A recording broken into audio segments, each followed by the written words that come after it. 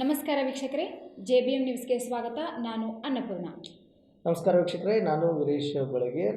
ಇವತ್ತಿನಿಂದ ಬೆಳಗಾವಿಯಲ್ಲಿ ಚಳಿಗಾಲದ ಅಧಿವೇಶನ ಪ್ರಾರಂಭವಾಗಿದ್ದು ಸಾಕಷ್ಟು ಒಂದು ವಿಷಯಗಳನ್ನ ಸರ್ಕಾರ ಏನೆಲ್ಲ ವಿಷಯಗಳನ್ನ ಒಂದು ವಿಧೇಯಕಗಳನ್ನ ಹಮ್ಮಿಕೊಂಡಿದೆ, ಈ ಒಂದು ಸದನದಲ್ಲಿ ಏನೆಲ್ಲ ವಿಷಯಗಳು ಚರ್ಚೆ ಆಗುತ್ತೆ, ಪ್ರಮುಖ ವಿಷಯಗಳನ್ನ ನನ್ನ ಕೂಲಿಗೆ ಅನ್ನಪೂರ್ಣ ತಮ್ಮ ಜೊತೆ ಹಂಚಿಕೊಂಡಿದ್ದಾರೆ. ಅನ್ನಪೂರ್ಣ ನೋಡಿ, ಇವತ್ತಿನಿಂದ ಚಳಿಗಾಲದ ಅಧಿವೇಶನ ಬೆಳಗಾವಿಯ ಸುವರ್ಣಸೌಧದಲ್ಲಿ ಪ್ರಾರಂಭವಾಗಿದೆ. ಆಲ್ರೆಡಿ ಇಲ್ಲಿ ಸರ್ಕಾರ ಒಂದಿಷ್ಟು ಪ್ರಮುಖ ಅಂಶಗಳ ಕುರಿತು ವಿಧೇಯಕಗಳನ್ನು ಮಂಡಿಸಲಿದೆ.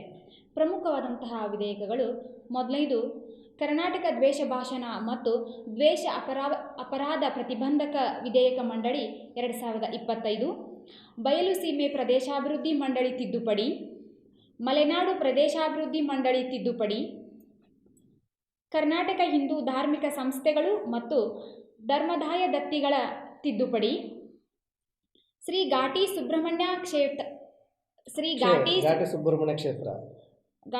ಪ್ರದೇಶಾಭಿವೃದ್ಧಿ ತಿದ್ದುಪಡಿ, ಶ್ರೀ ಚಾಮುಂಡೇಶ್ವರಿ ಕ್ಷೇತ್ರಾಭಿವೃದ್ಧಿ ಪ್ರಾಧಿಕಾರ ಮತ್ತು ಇತರ ಕಾನೂನುಗಳ ತಿದ್ದುಪಡಿ, ಕರ್ನಾಟಕ ರಾಜ್ಯ ಖಾಸಗಿ ವೈದ್ಯಕೀಯ ಸಂಸ್ಥೆಗಳ ತಿದ್ದುಪಡಿ, ಕರ್ನಾಟಕ ಸಾಮಾಜಿಕ ಬಹಿಷ್ಕಾರ ತಡೆಗಟ್ಟುವಿಕೆಯ ವಿಧೇಯಕ, ಕರ್ನಾಟಕ ಜಾನುವಾರು ಹತ್ಯೆ ಪ್ರತಿಬಂಧಕ ಮತ್ತು ಸಂರಕ್ಷಣಾ ತಿದ್ದುಪಡಿ 2025, ಕರ್ನಾಟಕ ಸಾಮಾಜಿಕ ಬಹಿಷ್ಕಾರ ತಡೆಗಟ್ಟುವಿಕೆ ಮತ್ತು ನಿಷೇಧ ಹಾಗೂ ಪರಿಹಾರ 2025, ಕರ್ನಾಟಕ ಜಿಲ್ಲಾ ನ್ಯಾಯಾಂಗ ಸುಧಾರಣಾ ವಿಧೇಯಕ 2025, ಕರ್ನಾಟಕ ರಾಜ್ಯ ಖಾಸಗಿ ವೈದ್ಯಕೀಯ ಸಂಸ್ಥೆಗಳ ತಿದ್ದುಪಡಿ 2025ಕ್ಕೆ ಅನುಮೋದನೆ, ಔಷಧಗಳು ಮತ್ತು ಸೌಂದರ್ಯವರ್ಧಕಗಳ ಕರ್ನಾಟಕ ತಿದ್ದುಪಡಿ 2025ಕ್ಕೆ ಅನುಮೋದನೆ, ಕರ್ನಾಟಕ ಸಿನಿ ಮತ್ತು ಸಾಂಸ್ಕೃತಿಕ ಕಾರ್ಯಕರ್ತರ ಕ್ಷೇಮಾಭಿವೃದ್ಧಿ ತಿದ್ದುಪಡಿ 2025ಕ್ಕೆ ಅನುಮೋದನೆ, ಕರ್ನಾಟಕ ನ್ಯಾಯಾಂಗ ಸೇವೆ ನೇಮಕಾತಿ ತಿದ್ದುಪಡಿ ನಿಯಮಗಳು 2025ಕ್ಕೆ ಅನುಮೋದನೆ, ಚಂದ್ರಗುತ್ತಿ ಶ್ರೀ ರೇಣುಕಾಂಬ ಅಭಿವೃದ್ಧಿ ಪ್ರಾಧಿಕಾರ ವಿಧೇಯಕ 2025 ಅನುಮೋದನೆ, ಕರ್ನಾಟಕ ರಾಜ್ಯ ವಿಶ್ವವಿದ್ಯಾಲಯಗಳು 2ನೇ ಹಂತದ ತಿದ್ದುಪಡಿ 2025ಕ್ಕೆ ಅನುಮೋದನೆ, ಕರ್ನಾಟಕ ನಗರಾಭಿವೃದ್ಧಿ ಪ್ರಾಧಿಕಾರಗಳ ತಿದ್ದುಪಡಿ 2025 ಅನುಮೋದನೆ, ಕರ್ನಾಟಕ ರಾಜ್ಯ ಹಜ್ ಸಮಿತಿ ನಿಯಮಾವಳಿ 2025. ನೋಡಿ, ಈ ಎಲ್ಲ ವಿಷಯಗಳನ್ನ ಇಟ್ಕೊಂಡು ಸರ್ಕಾರ ಇವತ್ತು ಸದನದಲ್ಲಿ ಮಾತನಾಡಲು ಹೊರಟಿದೆ. ಹಾಗಾದರೆ ಇಂದಿನಿಂದ ಪ್ರಾರಂಭವಾದಂತಹ ಈ ಚಳಿಗಾಲದ ಅಧಿವೇಶನದಲ್ಲಿ ಸರ್ಕಾರ ಈ ಎಲ್ಲ ಅಂಶಗಳನ್ನು ಇಟ್ಕೊಂಡು ಮಾತನಾಡಲಿಕ್ಕೆ ಹೊರಟಿದೆ. ಹಾಗಾದರೆ ಪ್ರತಿಪಕ್ಷವಾದಂತಹ BJP ಹಾಗೂ JDS ಸದನದೊಳಗೆ ಸರ್ಕಾರವನ್ನು ಕಟ್ಟಿಹಾಕಲಿಕ್ಕೆ ಯಾವೆಲ್ಲ ತಂತ್ರಗಳನ್ನು ಬಳಸ್ಕೊಂಡು ಇವತ್ತು ಸರ್ಕಾರವನ್ನು ಕಟ್ಟಿಹಾಕಲಿಕ್ಕೆ ಹೊರಟಿದೆ ಸರ್? ಏನಿಲ್ಲ ಅನ್ನಪೂರ್ಣ, ಇವಾಗ ನೀವೇನು ಹೇಳಿದ್ರಲ್ಲ, ಇಷ್ಟು ಒಂದು ಮುಖ್ಯವಾದ ವಿಷಯಗಳನ್ನ ಹೇಳಿದ್ರಲ್ಲ, ಅದರಲ್ಲೇ ಕೆಲವೊಂದಿಷ್ಟು ಲೋಪದೋಷಗಳಿವೆ. ಇವಾಗ ನೀವು ಹೇಳಿದ್ರಿ ಗೋ ಒಂದು ಸಂರಕ್ಷಣೆ ಕಾಯ್ದೆ ತಿದ್ದುಪಡಿ ಅಂತೇಳಿ BJP ಅವರಿಗೆ ಅದೇ ಒಂದು ಅಸ್ತ್ರ. ಯಾಕಂದರೆ ಗೋಮಾತೆಯನ್ನು ನಾವು ದೇವರಂತ ಪೂಜಿಸ್ತೀವಿ. ಆ ಒಂದು ಕಾಯ್ದೆ ಮೊದಲಿಂದನೂ ಗೋ ಸಂರಕ್ಷಣಾ ಕಾಯ್ದೆ ಇದೆ, ಅದನ್ನು ತಿದ್ದುಪಡಿ ಮಾಡಲಿಕ್ಕೆ ಸರ್ಕಾರ ಹೊರಟಿದೆ. ಅದೇ ವಿಷಯನ ತಗೊಳ್ಳೋಕ್ಕೆ BJP ತಯಾರಿ ಮಾಡಿಕೊಂಡಿದೆ. ಅದಕ್ಕೆ ವಿರೋಧವಿದೆ. ಅದೇನು ಇವಾಗ ಆ ಕಾಯ್ದೆ ಗೋ ಸಂರಕ್ಷಣೆ ಕಾಯ್ದೆ ಯಾವ ರೀತಿ ಅದೇ ಯಥಾವತ್ತಾಗಿ ಕಂಟಿನ್ಯೂ ಆಗಬೇಕು ಅನ್ನೋದು BJP ವಾದ. ಅದನ್ನು ಕಂಟಿನ್ಯೂ ಅದಕ್ಕೆ ವಿರೋಧ ಇದೆ ಒಂದು. ಇನ್ನು ನ್ಯಾಯಾಂಗ ಇಲಾಖೆ ಅಂತ ಬಂದ್ರಿ, ನ್ಯಾಯಾಂಗ ಇಲಾಖೆ ವಿಶ್ವವಿದ್ಯಾಲಯಗಳ ಒಂದು ತಿದ್ದುಪಡಿ, ಇವೆಲ್ಲ ಬಂದೆ. ಈ ವಿಷಯದಲ್ಲಿ ಸರ್ಕಾರ ಸಾಕಷ್ಟು ತಪ್ಪುಗಳು ಮಾಡಿದೆ. ಯಾಕಂದರೆ ಖಾಲಿ ಇರುವಂಥ ಸರ್ಕಾರದಲ್ಲಿ ಖಾಲಿ ಇರುವಂಥ ಹುದ್ದೆಗಳನ್ನ ಇನ್ನೂ ಭರ್ತಿ ಮಾಡಿಲ್ಲ. ಅದರಲ್ಲಿ ಮುಖ್ಯವಾಗಿ ಗುಲ್ಬರ್ಗ ಜಿಲ್ಲೆಯಲ್ಲಿ ಶಿಕ್ಷಕರ ನೇಮಕಾತಿ ಸಾಕಷ್ಟು ಒಂದು ವಿಳಂಬ ಮಾಡ್ತಾಯಿದ್ದಾರೆ. ಆಮೇಲೆ ಧಾರವಾಡದಲ್ಲಿ ಏನು ವಿದ್ಯಾಕಾಶಿ ಧಾರವಾಡ ಅಂತೀವಲ್ಲ, ಅಲ್ಲಿ ಸಾಕಷ್ಟು ವಿದ್ಯಾರ್ಥಿಗಳು ಮೊನ್ನೆ ಸಾಕಷ್ಟು ಒಂದು ದೊಡ್ಡ ಪ್ರಮಾಣದ ಪ್ರತಿಭಟನೆ ಮಾಡಿದರು. ಅದು ಸಾಕಷ್ಟು ವೈರಲ್ ಆಗೈತೆ. ಅಲ್ಲಿ SP ಹೋಗಿ ಆ ವಿದ್ಯಾರ್ಥಿಗಳಿಗೆ ಆವಾಜ್ ಹಾಕಿದ್ದಾಗಲಿ ಏನೆಲ್ಲ ವಿಷಯಗಳಾದವು, ಅದು ಕೂಡ ಈ ವಿಶ್ವವಿದ್ಯಾಲಯ ಆಮೇಲೆ ಇವೇನು ತಿದ್ದುಪಡಿಯಲ್ಲ ಅದರಲ್ಲೇ ಬರುತ್ತೆ. ಇವೆಲ್ಲ ಮುಖ್ಯವಾದ ವಿಷಯಗಳನ್ನ BJP ಹಾಗೂ JDS ತಂತ್ರಗಾರಿಕೆ ಮಾಡಿದೆ.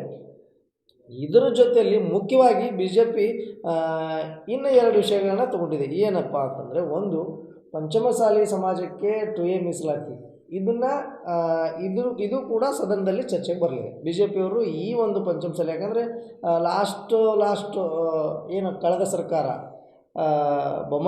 ಬಸವರಾಜ ಬೊಮ್ಮಾಯಿ ಅವರು ಮುಖ್ಯಮಂತ್ರಿ ಇದ್ದಾಗ ಕೊನೆ ಗಳಿಗೆಯಲ್ಲಿ 2A ಮೀಸಲಾತಿ ಅಂತ ಅವರು ಏನೋ ಒಂದು ಘೋಷಣೆ ಮಾಡಿದರು, ಅದು ಅಂಗೀಕಾರ ಆಗಲಿಲ್ಲ. ಹೀಗಾಗಿ ಬಿ ಜೆ ಪಿಯವ್ರಿಗೆ ಇದೊಂದು ಅಸ್ತ್ರ, ನಮ್ಮ ಸರ್ಕಾರ ಇದ್ದಾಗ ನಾವು ಮಾಡಿದ್ವಿ ಅಂತ. ಇವಾಗ ಇವರು ಇದನ್ನು ಮಾಡೋಕ್ಕಾಗ್ತಾಯಿಲ್ಲ.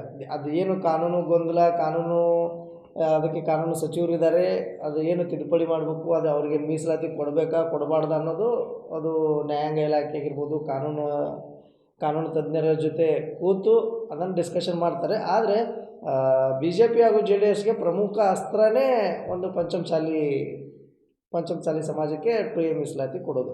ಅದನ್ನು ಬಿಟ್ಟರೆ ಇನ್ನೊಂದು ಮುಖ್ಯವಾಗಿ ಶಾಸಕರ ಅನುದಾನದಲ್ಲಿ ತಾರತಮ್ಯ ಆಗ್ತಾಯಿದೆ.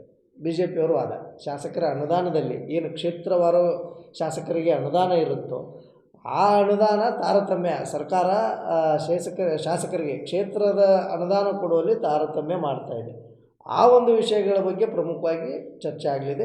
ಇನ್ನು ಬಿಟ್ಟರೆ ಆಲ್ರೆಡಿ ನಾವು 2-3 ನಮ್ಮ ಸಂದರ್ಶನದಲ್ಲಿ ಮಾತಾಡಿದ್ದೀವಿ. ಏನಂತಂದರೆ ಉತ್ತರ ಕರ್ನಾಟಕಕ್ಕೆ ಬಂದರೆ ಉತ್ತರ ಕರ್ನಾಟಕದ ಮೇಜರ್ ಸಮಸ್ಯೆಗಳಿದೆ. ಏನು ಕಬ್ಬು ಬೆಳೆಗಾರರ ಬೆಂಬಲ ಬೆಲೆ, ಆಮೇಲೆ ಮೆಕ್ಕೆಜೋಳಕ್ಕೆ ಖರೀದಿ ಕೇಂದ್ರ, ಇವೆಲ್ಲ ಮುಖ್ಯವಾಗಿ ಅಸ್ತ್ರಗಳು. ಇವಾಗ ಬಿ ಜೆ ಪಿ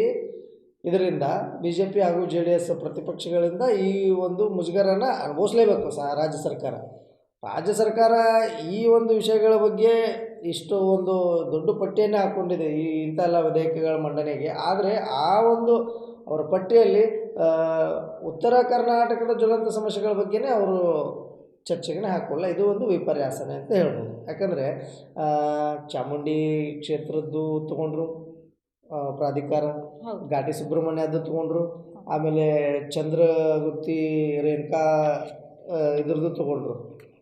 ಇಷ್ಟೆಲ್ಲ ಇವನ್ನೆಲ್ಲ ತೊಗೊಂಡಿದ್ದಾರೆ. ಯಾಕ್ರಿ ಬಾದಾಮಿ ಸೌದತ್ತಿ ಯಲ್ಲಮ್ಮನ ದೇವಸ್ಥಾನ ಪ್ರಾಧಿಕಾರದ ಯಾಕೆ ತೊಗೊಂಡಿಲ್ಲ? ಅದೇ ಉತ್ತರ ಕರ್ನಾಟಕ ಅಂದರೆ ಒಂದು ಮಲತಾಯಿ ಧೋರಣೆ.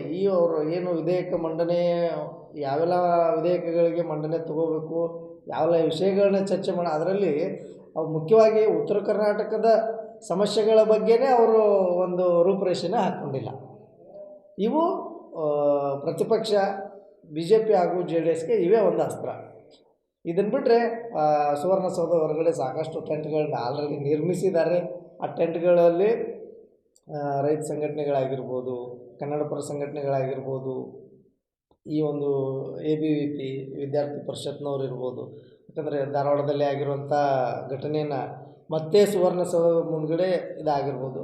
ಆಮೇಲೆ ಯಥಾವತ್ತಾಗಿ ಪಂಚಮಸಾಲಿ ಸಮುದಾಯದವರು 2A ಮೀಸಲಾತಿಗಾಗಿ ಹೋದ ಸತಿ ಒಂದು ಸಾಕಷ್ಟು ಅವ್ರ ಮೇಲೆ ಅಮಾನವೀಯ ಕೃತ್ಯನೇ ನಡೀತು ಅಂತ ಹೇಳ್ಬೋದು. ಸಾಕಷ್ಟು ಪಂಚಮಸಾಲಿ ಹೋರಾಟಗಾರನ ಅವರಿಗೆ ಲಾಠಿ ಚಾರ್ಜ್ ಮಾಡಿ ಅವ್ರನ್ನ ಜೈಲಿಗೆ ಹಾಕೋ ಮುಖಾಂತರ ಸರ್ಕಾರ ಇದೊಂದು ತಲೆ ತೆಗೆಸುವಂಥ ಕೆಲಸ. ಯಾರಾದರೂ ಒಂದು ಪ್ರತಿಭಟನೆ ಹೋರಾಟದ ಮುಖಾಂತರನೇ ಅವರು ಒಂದು ಸೌಲಭ್ಯಗಳನ್ನ ಪಡಿತಿರ್ತಾರೆ. ಅಂಥ ಒಂದು ಪ್ರತಿಭಟನಾಕಾರರ ಮೇಲೆ ಲಾಠಿ ಚಾರ್ಜನ್ನು ಒಂದು ಅಸ್ತ್ರನ ಪ್ರಯೋಗಿಸಿದ್ದು ಇದೊಂದು ಅಮಾನವೀಯ ಘಟನೆ. ಇದನ್ನು ನಾವು ಕೂಡ ಖಂಡಿಸ್ತೀವಿ. ಇನ್ನು ಬಿಟ್ಟರೆ ನೆಕ್ಸ್ಟು ಪಂಚಮಸಾಲಿ ಆಯಿತು, ಶಾಸಕರದ್ದಾಯಿತು, ಇದಾಯಿತು. ಅದೇ ಇನ್ನು ಬಿಟ್ಟರೆ ಅತಿಥಿ ಉಪನ್ಯಾಸಕರದ್ದು ಕೂಡ ಒಂದು ಇಲ್ಲಿ ಅತಿಥಿ ಉಪನ್ಯಾಸಕರನ್ನ ಕಾಯಂಗೊಳಿಸೋ ವಿಚಾರದಲ್ಲೂ ಕೂಡ ಅತಿಥಿ ಉಪನ್ಯಾಸಕರು ಒಂದು ಸುವರ್ಣಸೌಧದಲ್ಲಿ ಪ್ರತಿಭಟನೆ ಮಾಡಲಿಕ್ಕೆ ಸಾಕಷ್ಟು ತಯಾರಿಗಳು ಮಾಡ್ಕೊಂಡಿದ್ದಾರೆ. ಇವೆಲ್ಲ ಸರ್ಕಾರಕ್ಕೆ ಮುಜುಗರ ತರುವಂಥದ್ದು. ಇದರ ನಡುವೆನೂ ರಾಜ್ಯ ಸರ್ಕಾರ, ಆಡಳಿತಾರೂಢ ಕಾಂಗ್ರೆಸ್ ಪಕ್ಷ ಯಾವ ರೀತಿಯಾಗಿ ಸಮರ್ಥವಾಗಿ ಈ ಒಂದು ಅಧಿವೇಶನವನ್ನು ಯಶಸ್ವಿಗೊಳಿಸುತ್ತೋ ಅಥವಾ ವಿಧೇಯಕಗಳ ಮಂಡನೆ ತಗೊಳ್ಳುತ್ತೋ ಇಲ್ಲ ಕಾಲಹರಣ ಮಾಡ್ತಾರೋ, ಇವೆಲ್ಲ ಕಾದು ನೋಡಬೇಕು. ಅನ್ನಪೂರ್ಣ,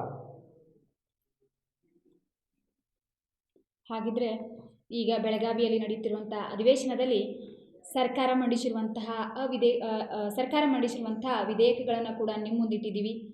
ಪ್ರತಿಪಕ್ಷವಾದಂತಹ BJP ಯಾವೆಲ್ಲ ಅಂಶಗಳನ್ನು ಇಟ್ಕೊಂಡು ಉತ್ತರ ಕರ್ನಾಟಕದ ಸಮಸ್ಯೆಗಳನ್ನು ಕುರಿತು ಚರ್ಚೆ ಮಾಡ್ತಾರೆ ಅನ್ನುವಂಥ ವಿಷಯಗಳನ್ನು ಕೂಡ ನಿಮ್ಮ ಮುಂದೆ ನಾವಿಟ್ಟಿದ್ದೀವಿ.